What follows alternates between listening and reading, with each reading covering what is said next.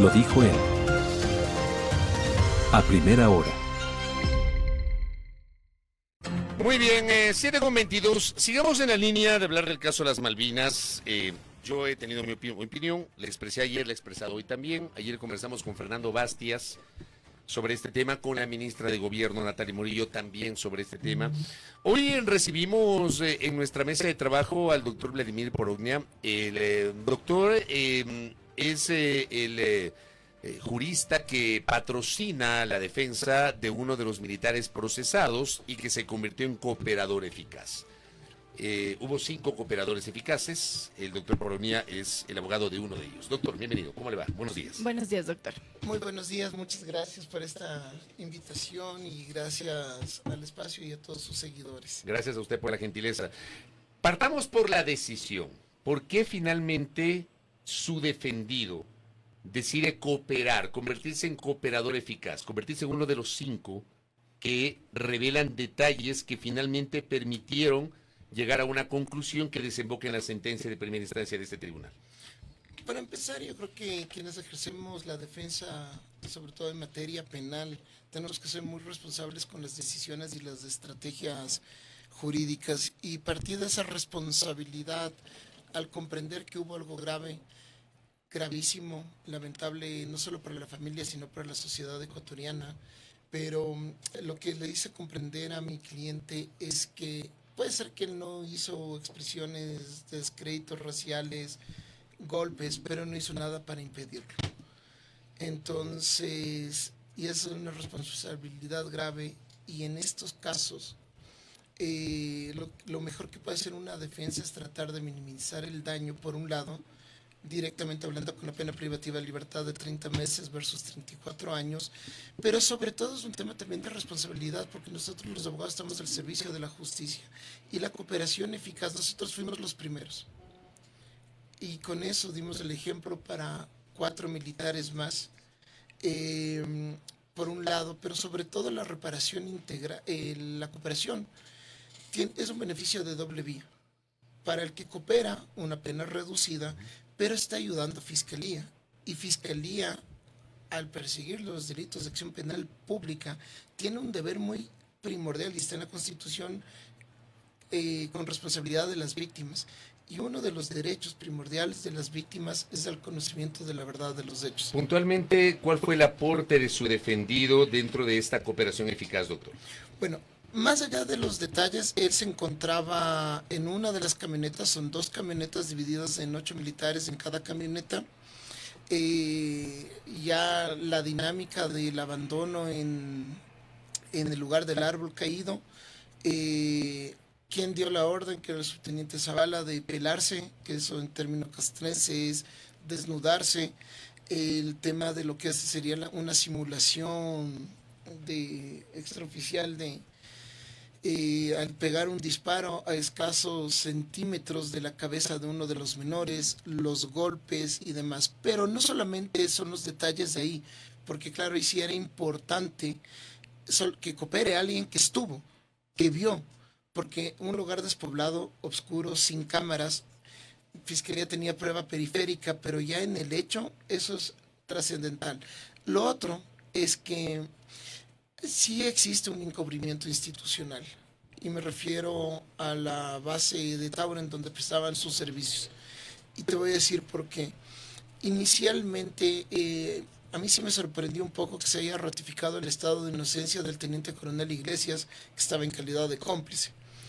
Él es el que se contacta con el equipo de la policía e inició como un secuestro por una unidad y por este delito inicialmente, y él es el que dio el listado. Dice, aparentemente son nuestras camionetas que pertenecen a nuestra base, y el listado, y empieza con el teniente de Zavala.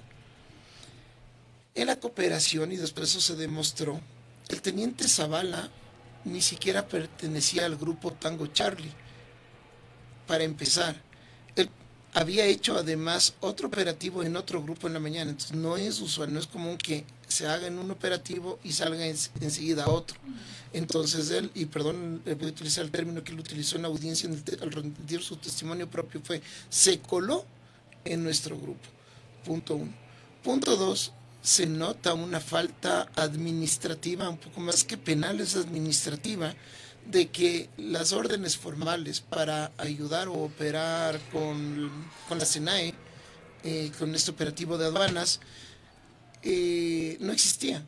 Se lo hizo después de que se divulgó en los medios y salió a la luz lo que había acontecido. Y eso fue demostrado con un peritaje técnico, porque Fiscalía allanó las computadoras y la fecha de creación de ese documento no fue el 8 de diciembre del 2024, sino, si mal no me equivoco, fue el 10 de diciembre del 2024. Para tenerlo más claro, doctor, usted nos está comentando sobre que a usted también hay cuestionamientos, digamos, o le surge este llamado de atención de por qué se le declaró inocente a el teniente Iglesias, nos dice, ¿verdad? El teniente Iglesias es el militar número 18 que no estaba ese día patrullando, que estaba recibiendo tal vez la comunicación. ¿Es así? Solo para entenderlo mejor. Sí, el teniente coronel Juan Francisco Iglesias es el número 17, porque eran 16 militares. Así es. 8 en cada camioneta. A él Fiscalía le vincula en calidad de cómplice.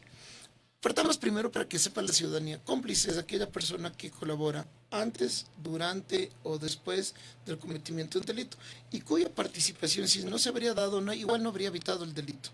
Entonces, ¿cuál fue? Y eso fue, aportamos nosotros dentro de la cooperación, porque obviamente si yo estoy haciendo una cooperación, tengo que tener una actitud de buena fe y lealtad procesal. El tema es que el teniente coronel en las versiones, antes de la audiencia de juicio, había referido que a las 10:30 de la mañana del 10 de diciembre se había ido al lugar de los hechos. Él está a cargo de inteligencia militar. 2 días después. 2 días después. Entonces había ido al lugar de los hechos del abandono y que había encontrado la ropa. Ojo, 10:30 de la mañana. Había un parte del teniente Flores de la Policía Nacional de la Unidad Especializada que dijo que el 10 de diciembre a las 2:30 de la mañana se reunió con el comandante de la base, el coronel Lascano, y que a esta reunión se sumó el teniente coronel Iglesias. Que el teniente coronel Iglesias le había dado coordenadas de información que ellos tenían al manejar este tema de inteligencia militar en donde se dan secuestros. Es decir, que ya recogió las ropas, las tenía consigo y le mandó a la policía a buscar en varias coordenadas que no dieron ningún resultado. Es decir, dio coordenadas falsas. Otro lugar que no era donde estaba la ropa. Y ya teniendo la ropa, dijo que tenía la ropa. Don Paco le dijo y le entrega después las prendas. Y eso fue un poco de debate del tema de la cadena de custodia. Ahí originalmente el procedimiento es en el lugar de los hechos, se fijan los indicios, nace la cadena de custodia, pero el Código Orgánico Integral Penal está por sobre los reglamentos de criminalística y dice que la cadena de custodia nace desde que se entrega el objeto, no siempre desde que se fija. Pero ahí sí, ese es mi criterio personal, yo no soy el juez, pero qué más dolo que tener las prendas, dar falsas coordenadas, hacer desgastar tiempo valioso a la Policía Nacional, a la unidad especializada, teniendo ya las prendas. En vez de coger y decir, aquí están las prendas, vamos y le llevan donde usted estuvo.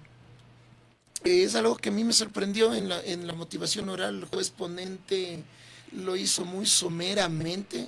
Estamos esperando la sentencia escrita. La sentencia escrita. Para ver la argumentación. Yo creería, para ver la argumentación, y creería que Fiscalía va a apelar, porque básicamente ellos son los que tienen las pretensiones punitivas del Estado. Pero dice, la Fiscalía va a apelar esa decisión de declarar o ratificar el estado de inocencia de este procesado. Yo creería que sí. ¿Y qué pasa con el resto?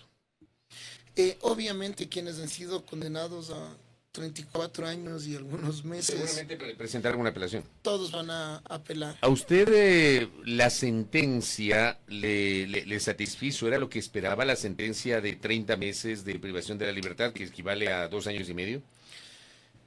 Sí, me siento tranquilo con la sentencia, con la pena privativa de libertad. De hecho, creo yo que debió haber sido de los 22 años, serían 22 meses. pero estoy muy satisfecho y creo que incluso como imagen institucional es, ok, sí, es valiosa la cooperación, sí nos ayuda, pero creo que es muy proporcional al lamentable desenlace. En ese sentido, bueno, tengo que hablar obviamente con mi cliente, pero yo le he dado mi punto de vista jurídico, no creo que voy a apelar. Tal vez si es que nosotros apelemos es por un tema de la multa hacia el Estado, porque la reparación integral a la víctima se fijó en $10,000, creo que es proporcional, he hablado con la familia, son gente humilde, pero es manejable, es justo. La idea de la ¿Por reparación... procesado, perdón, o de manera Claro, general? cada procesado. Cada procesado. Son 10,000 por cada procesado. Exacto. Pero adicional, sí, viene La multa. la multa Porque uno es la reparación económica, que son los 10,000, y la otra es la multa, que son 800 al salarios Estado. básicos unificados. Exacto. Y eso, yo le propuse al tribunal, se llama, antes había un control difuso de constitucionalidad. Antes los jueces decían, esta norma no es constitucional, yo controlo, yo decido. Con la creación de la Corte Constitucional existe un control abstracto, único. Entonces yo les decía, oigan, suspendan este proceso y eleven la inconstitucionalidad de la multa, porque no es proporcional que el Estado reciba tanto dinero versus las víctimas y las víctimas directas.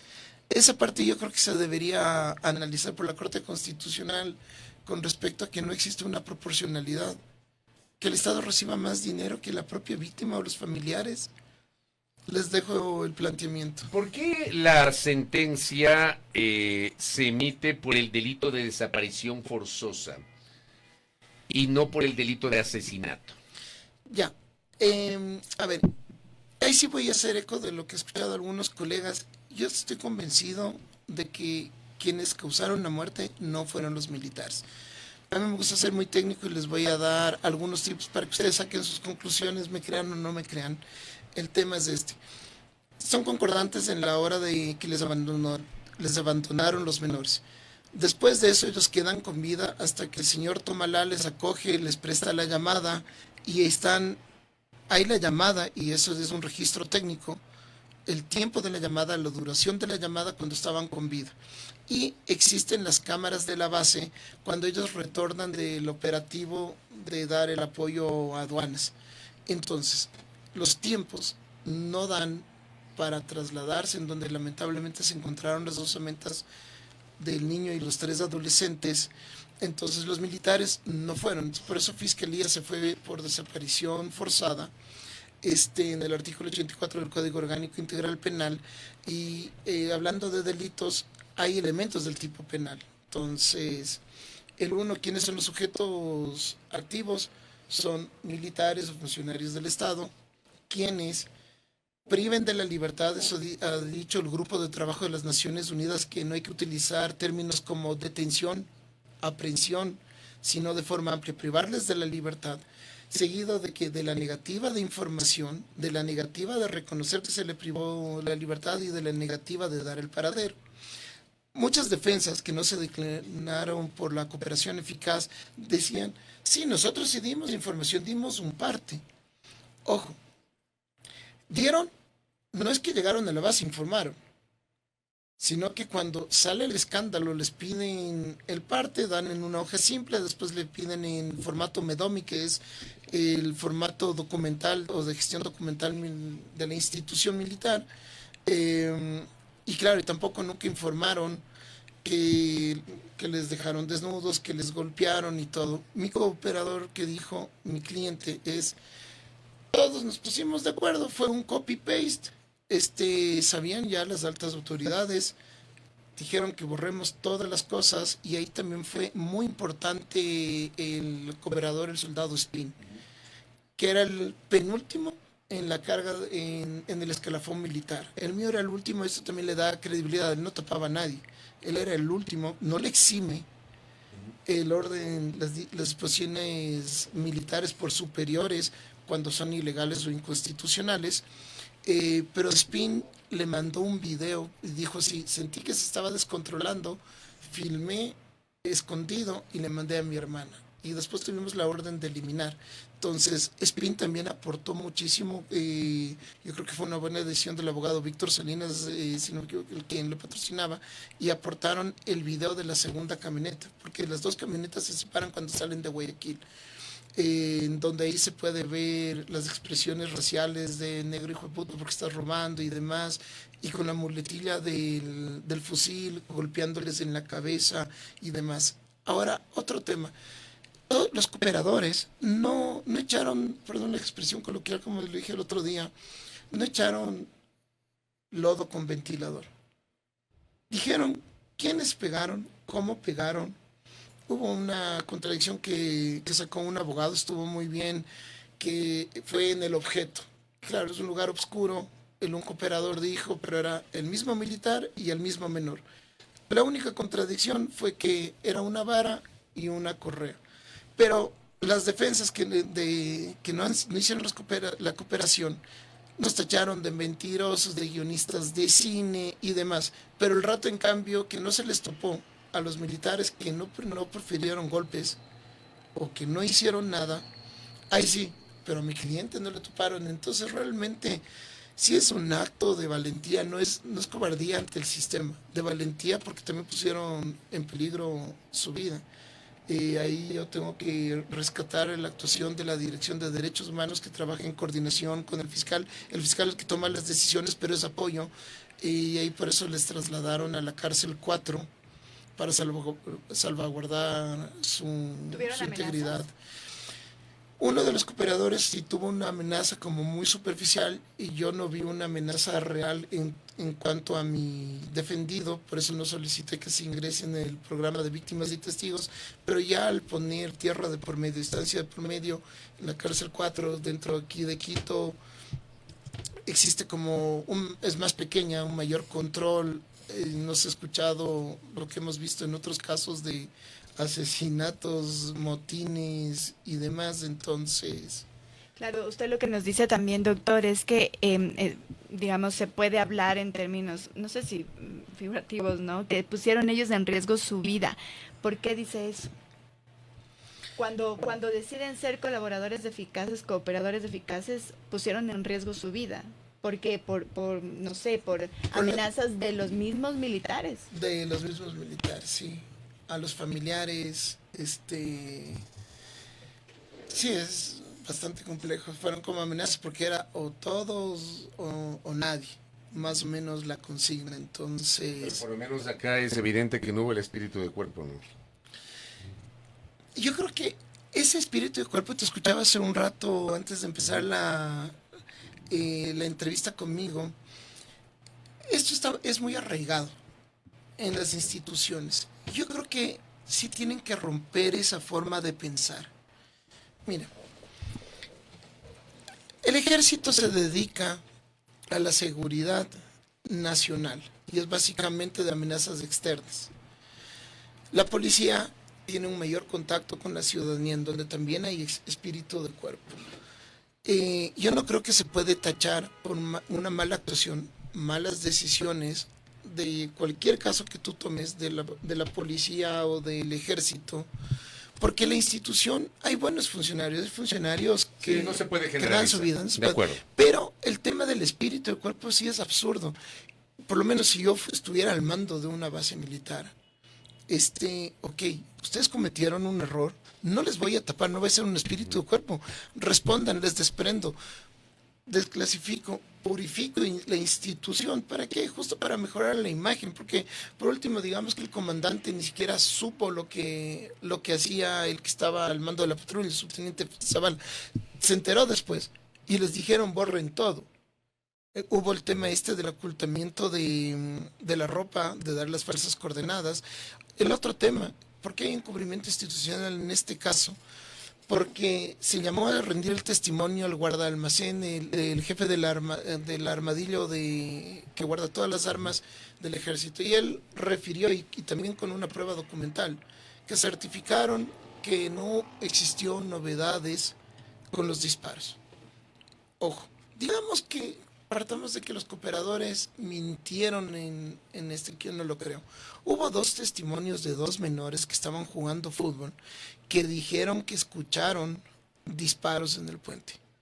Ahí yo sí creo que también hay que hacer una crítica al Consejo de la Judicatura en la parte administrativa. Es el órgano de control administrativo y disciplinario, pero en la parte administrativa, cuando se reprodujo los testimonios anticipados en la audiencia del tribunal, el tribunal dijo: no escuchamos nada, no entendemos nada. ¿Cómo podemos valorar ese testimonio que fue practicado anticipadamente por el juez de primer nivel cuando los audios son ilegibles? Entonces justo le decía, si ustedes no van a poder valorar esos testimonios, por buena fe les digo, 2 menores dijeron que escucharon disparos. Mi cooperador, estando en la cárcel, dijo: no, había entre las conversas de ellos, el subteniente había dicho: no, yo ya veo que me piden cómo repongo las municiones. No fue parte de la cooperación, se le pasó, es un año después, los nervios, primera vez un proceso penal a alguien.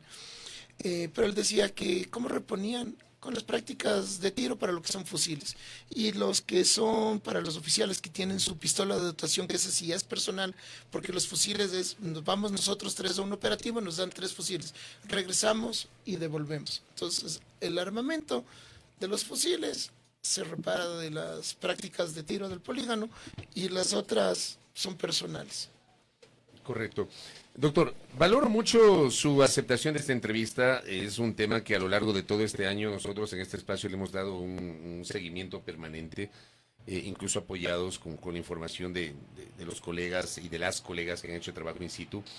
Y veamos qué ocurre, porque claro, es una sentencia de primera instancia que es susceptible de apelación. Usted ya nos ha adelantado un poquito su criterio jurídico en torno a este tema. Gracias por el tiempo, doctor. Gracias. ¿Puedo terminar con por dos favor, cosas cortito, pequeñitas, por favor, muy cortas? La una, quiero que comprendan que, porque también es histórico esta cooperación, porque he hablado con el doctor Alejandro Baño, que es director de Derechos Humanos de la Fiscalía General, al momento de hacer la cooperación, y el tema es que es la primera vez a nivel regional que se utiliza la cooperación eficaz en este tipo de delitos. Y en este tipo de delitos hay mucho encubrimiento, y lo que esperamos no solamente haber ayudado al conocimiento de la verdad de los hechos a los familiares de los 4 de las Malvinas, sino que se vayan sumando estos casos, cooperadores eficaces, en los casos que no han tenido el ojo público y no han tenido voz. Así que es una forma de hacer justicia.